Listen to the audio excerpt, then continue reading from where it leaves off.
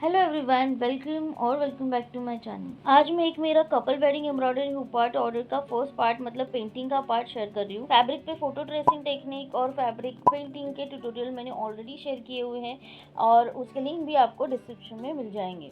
तो जैसे मेरी ट्रेसिंग कंप्लीट हो जाती है, मैं एक्रेलिक कलर से इसकी पेंटिंग शुरू करूँगी। जैसे मैंने कहा, सबकी detail process, detail tips and tricks के साथ मैंने फैब्रिक पेंटिंग और ट्रेसिंग का वीडियो ऑलरेडी पोस्ट किया हुआ है, तो लिंक उसका आपको डिस्क्रिप्शन में दे दूँगी।